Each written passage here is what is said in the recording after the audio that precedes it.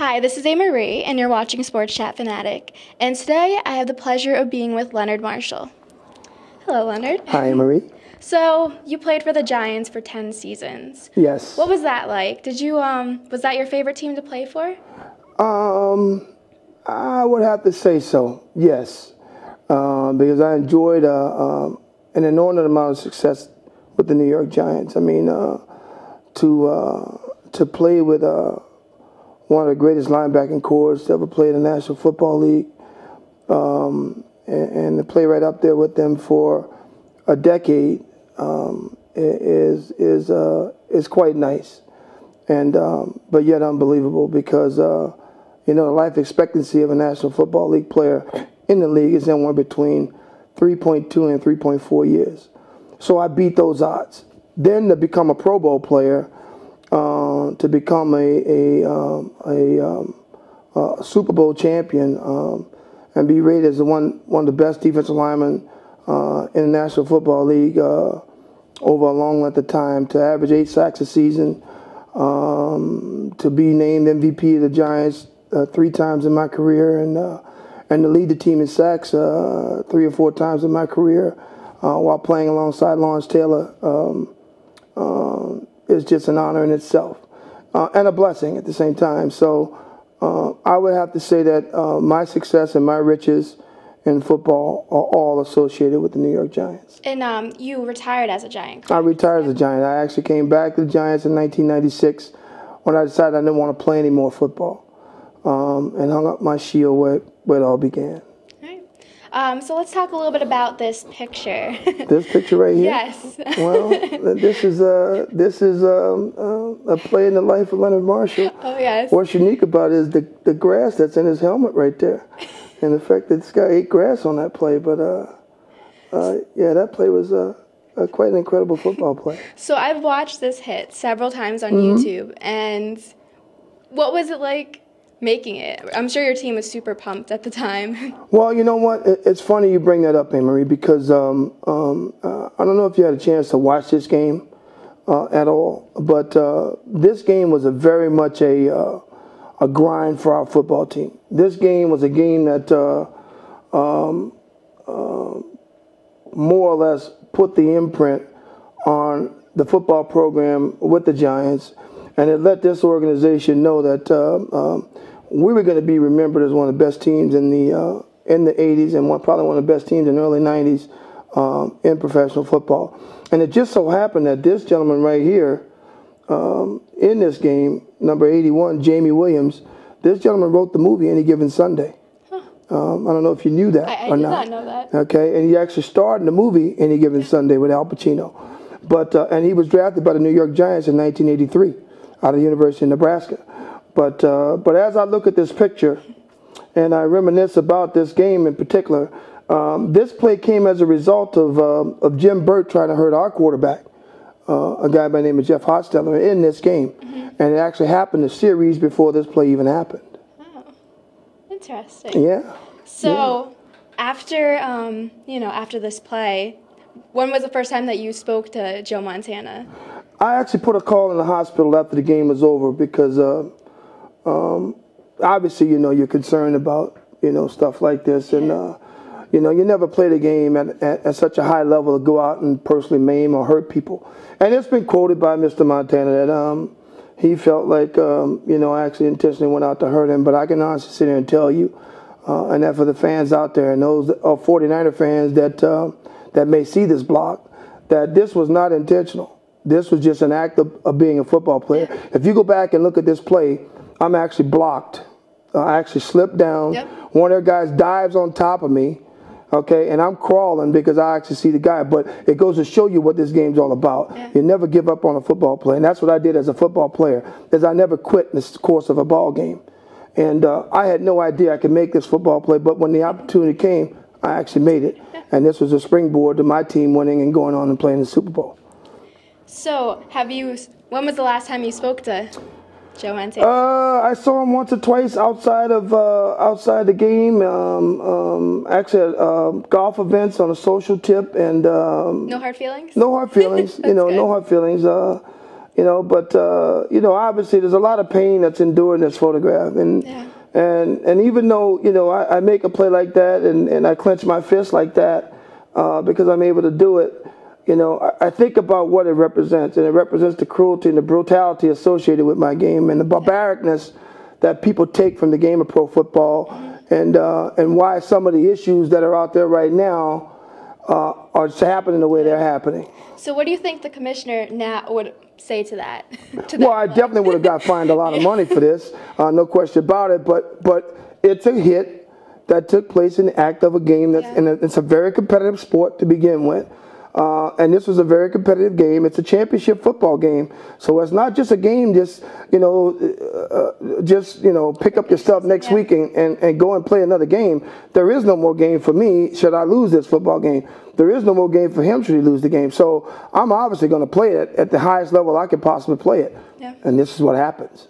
So what do you think about the new laws or the new rules in place in the NFL as far as hits on quarterbacks and like James Harrison, for example? Okay. He's always getting criticized for his hits. Right. What do you think about that? Well, I think that like I said, the game is as brutal and as physical as it ever could be. Excuse me. And I think that there's too much emphasis put on play like that, when in fact that's part of the game. This is what they use to sell tickets. Yeah. I mean, if you watch the clips on ESPN on Sunday, on CBS, prior to games, on NBC, on ABC, or whatever network that's televising football, this is what fans want to see from a defensive side of the game, and they want to see scoring from the offensive side of the game. So, it's a tough sell. Yeah. It's a tough sell. Do you think the current rules in place are stringent enough, or do you think there needs to be more in place to protect the players? I think there should be more in place, but it starts at the level of equipment.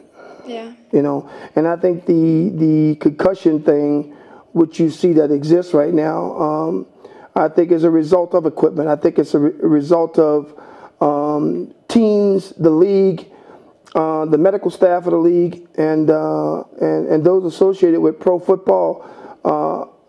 I think they need to be more honest with the players. I think there need to be more shared dialogue with the players. I think that they need to be questions asked and answered at the end of a season, and when guys go through physicals at the end of the season, that information should be shared with players, their agents, and or their families, so the player knows what he's up against going into the season next season. Yeah. And how different do you think the equipment's evolved over the years? Do you think it's better than it was, or do you think there still needs to be more padding or whatever? I think this year equipment's changed. I think headgear, for example, has changed. I'm not sure about shoulder pads or any of the padding that players wear under the uniform, but I know for a fact that I can look at a player play a game and I can see there's definitely been a change in the helmets, and what they wear in terms of protective headgear. Anne-Marie is extremely tough, and it's a tough subject. Not being in the game and be in the know of the game, and be a dues-paying member at the NFLPA to have such information come back. Yeah. And I think that's the disconnect between retired players and the guys who built this game, and the reason why these kids make the money they make now, and the new players that play this game and receive the compensation to do so. Let's talk a little bit about your Giants winning the Super Bowl. Let's talk a little bit about that. Why not? So you're watching the game, I presume? Absolutely. Well, I actually went to Las Vegas to work for TD Bank Super Bowl Sunday, and then flew back, but taped the game and watched some of the game in Las Vegas, and had a good time watching. Yeah. Had a good time watching. So how do you think the Patriots performed?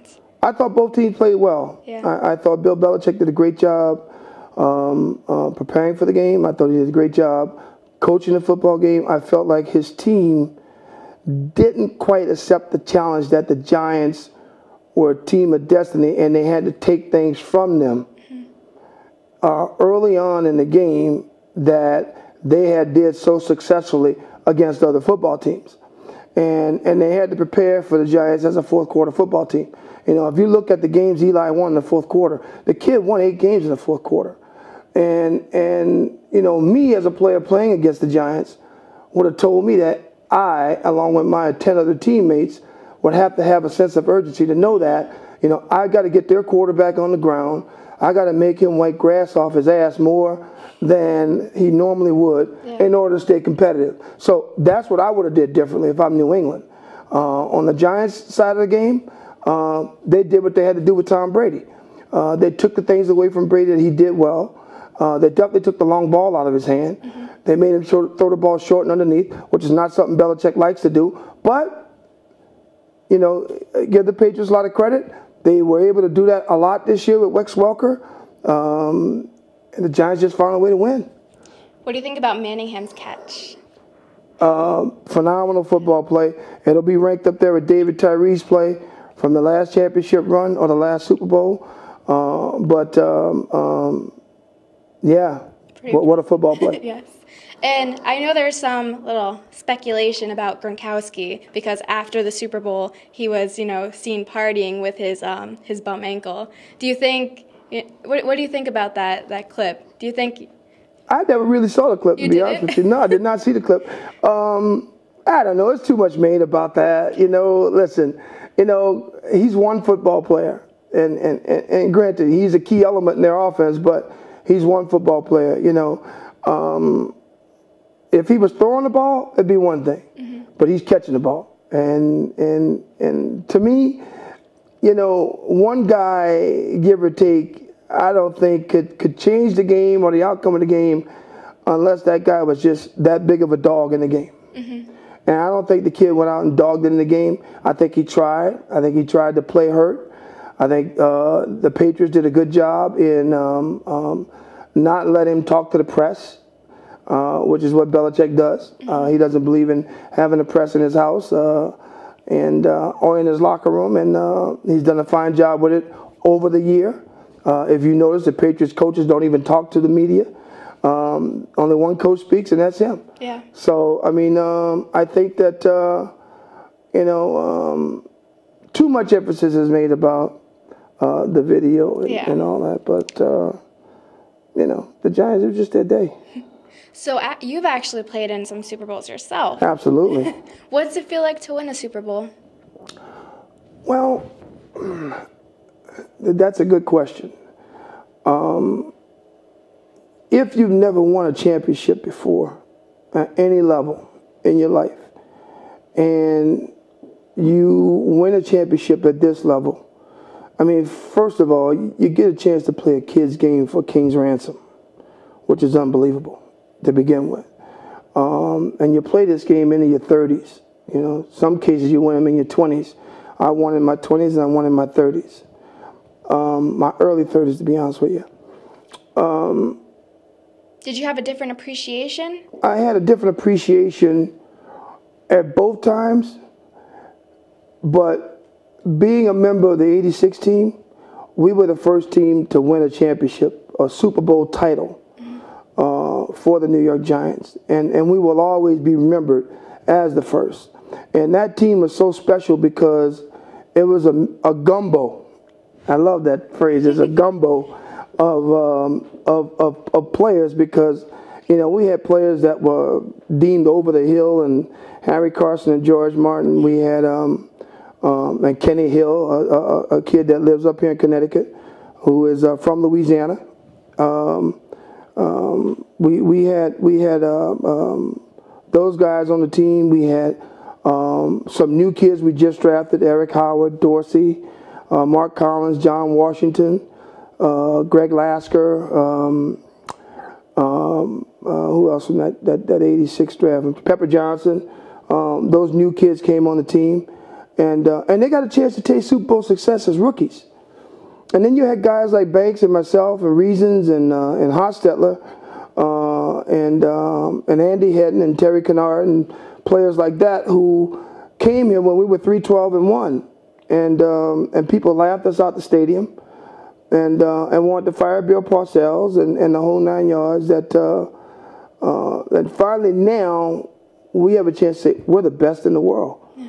And so that 86 team is very special. And then you have the team I played on in 91, which was this team, which was the team that stuck a chip on their shoulder. We got our butts beat in 89 against the Rams in the playoffs, a game we shouldn't have lost. We go on, we play this team, and this team is talking about being a team to three-peat and win the Super Bowl again. And as we always told them in San Francisco, when the championship has to either come through New York or be involved with New York, that New York's going to prevail. And so this game, just as well as Super Bowl 25 and beating Buffalo, who at that time was the hottest team in the NFL, that ranks up there too, as far as I'm concerned. So, you know, I can honestly say that I was part of something special, not once but twice, with probably the greatest coaching staff in pro football, which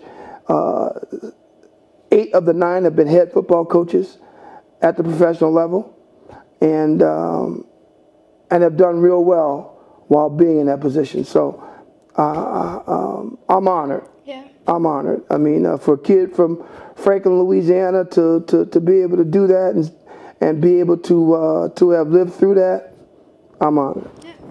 What advice do you have for, you know, someone in college or say even high school who's hoping to go professional one day?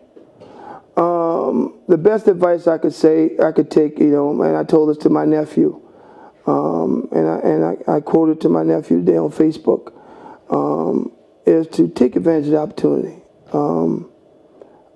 and remain green, because as long as you're green, you'll continue to grow. It's when you think you're ripe, you'll begin to rotten. And never be the kind of kid to know it all.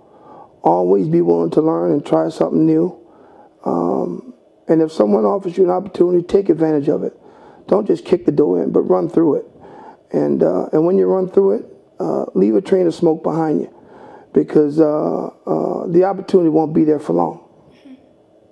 Great. Well, thank you for being with me today. You're quite welcome.